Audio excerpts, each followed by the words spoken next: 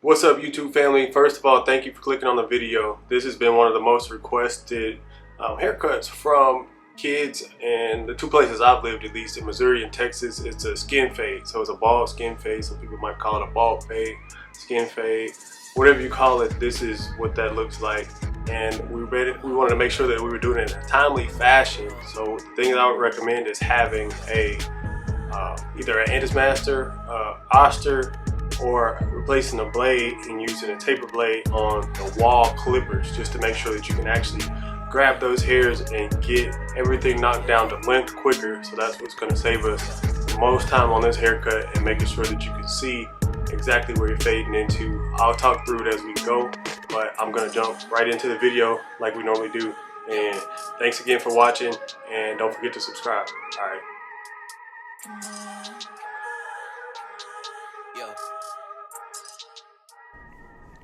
Okay, YouTube, so the first thing we're going to do after we get the client caped and draped up is we're going to comb through the hair. And if you notice, a little man, he has a donut, so he's chilling. I don't want you to think that he had crust on himself. That was from the donut. There's a little bit in some of the video, but that's solely from the donut. But the first thing we're going to do is get him ready to get balded out. So we are going to add our line of demarcation, or our bald line, right here.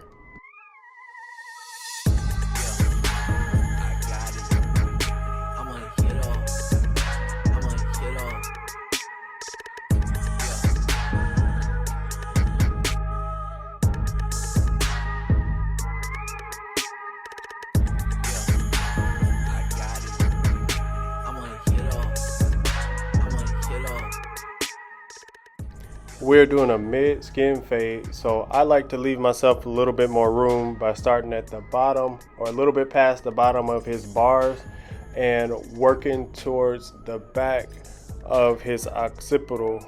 So by the back, I mean like immediately above where the curve starts, for it to duck under his head. So if you can see where that line is placed right here, you see that we didn't put it right on the transition point of the occipital. So that'll save us some time and leaving us one shape to fade into once we start the fade.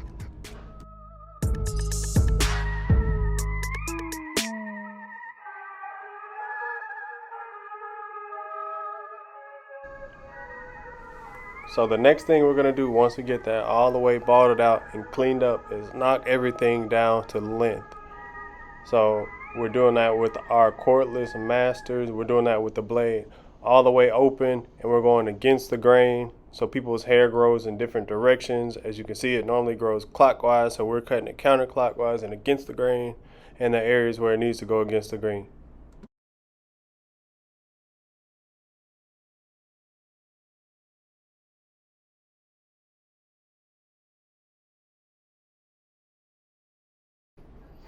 I know it may look scary to go into the front of this haircut with the blade just like this, but trust me, trust the process. It's all a part of the process for this haircut.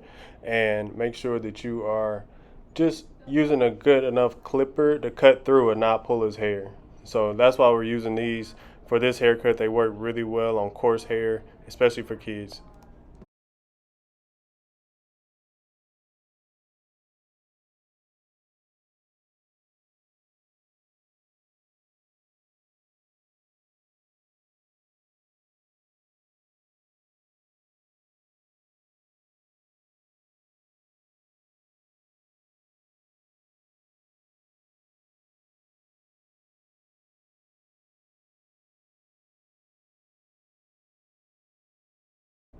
And right here, we're just continuing to make our way around the haircut, making sure that we're getting every single hair, brushing it back down, and doing it at a quick enough pace, but not rushing. So this is an area where it's a little bit harder to mess up, just because we're going against the grain and you can't cut it much lower than that. So really don't worry about this part, but go ahead and get it done so you can get everything else set up to go ahead and finish this haircut.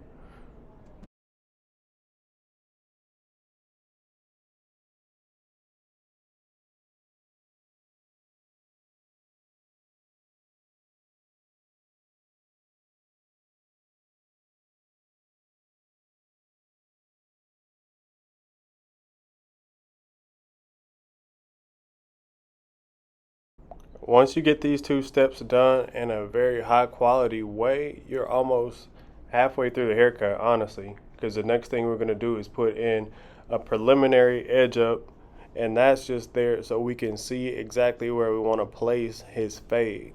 So we'll notice where his fade is in relation to the corners of the bars and the front of his edge up. It'll just make a lot of the details or the things that aren't perfect stand out. So I hope that makes sense.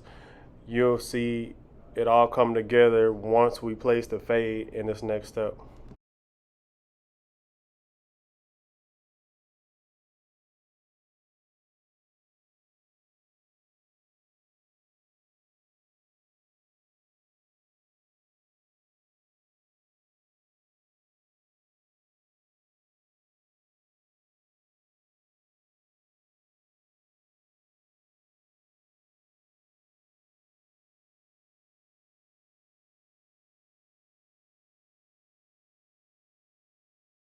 Now, as far as his edge up goes, for him, we started in the middle of his forehead. We kept the clipper parallel with his nose, and then we turn it perpendicular to his nose. So we turn it and then follow it. You'll see us trace it all the way out to the corner. So we want to keep the box as wide as we can. Sorry, not as wide as we can. We want to keep the box as tight as we can. We want to keep that corner very crisp and not push anything back or push anything up, and keep this in his natural hairline. So he has a curved hairline, and we don't want to straighten it out or it'll cut more hair off than necessary and give him a pushback. So we're following his natural hairline and keeping his box in line with his nose. So we're going to keep those vertical bars parallel to his nose like we're doing in this corner.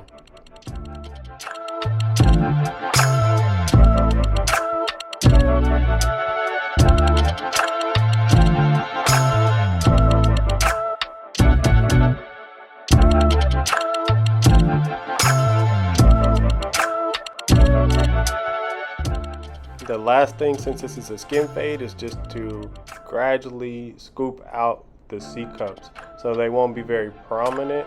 So we're just going to scoop those out and then continue on with the haircut. We're not trying to make them perfect. We just want to get the steps and the process completed.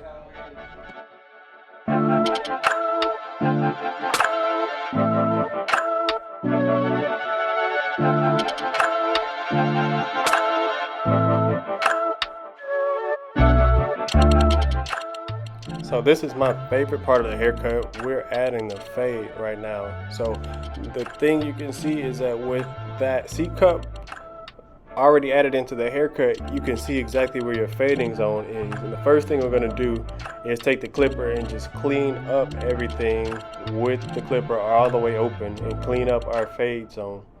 So we're going to clean that up just to make sure we don't have anything hard, any hard lines, and we're applying a little bit more pressure so that it cuts a little bit closer than when we took everything off to length. And I'll show you me closing the clipper halfway up right here, and we're gonna go halfway into the fade zone. I just wanted to add that half the darkness or half the length of what you cut the hair to don't always add up. So for a skin fade, you want to make sure you have half the darkness and not just half the length that you cut it to.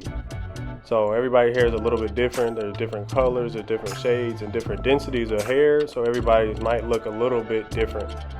And for him, we need to go a little bit closer than half for it to look like half the darkness of our fade.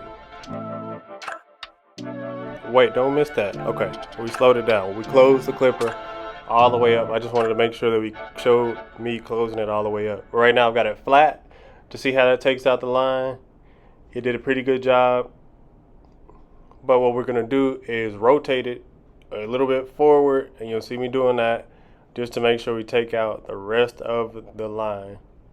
So that's the line we made with the trimmer. We got it all the way closed up. And if we could take it out flat, that's great, but I'm pretty sure at some point we're gonna angle it a little bit further and take out the rest of the line. There you go.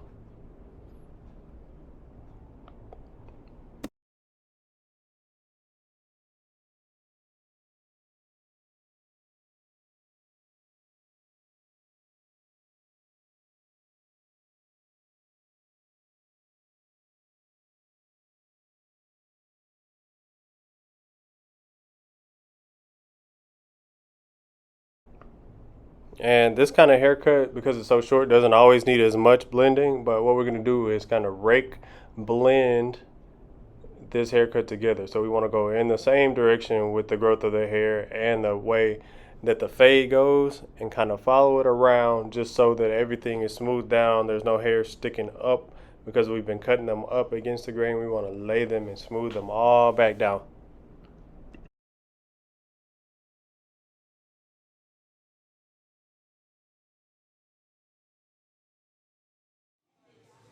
So we had a slight issue with the camera where we missed the part where we prepped the skin, but we turned them back around and we're starting to prep the skin for the edge up, and then we're going to do the edge up. So what we did was use a combination of alcohol and hairspray to make sure that we got everything dried out basically, and then we get all the little dirt or any debris from, heading to the shop off of the skin, just so everything can hit and cut as crisp and clean as we want it to.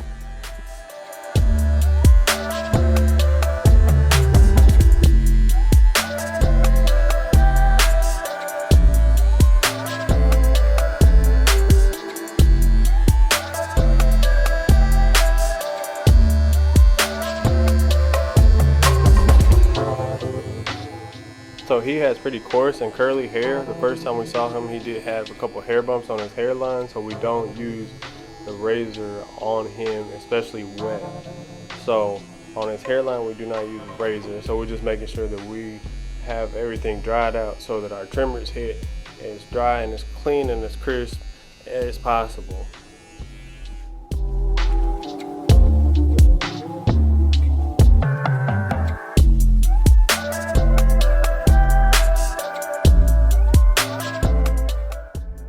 The last thing we're going to do is just take out any tiny dark spots that we didn't notice the first time we detailed the fade before we hand the client the mirror. So we're just making sure we give them that extra attention and making sure we get anything else out that doesn't blend the way we want it to.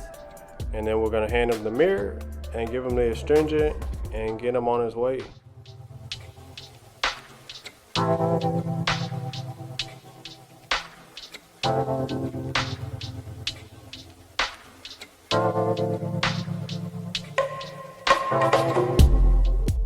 So all things considered, minus the design that he wanted, this haircut would take about 20 minutes.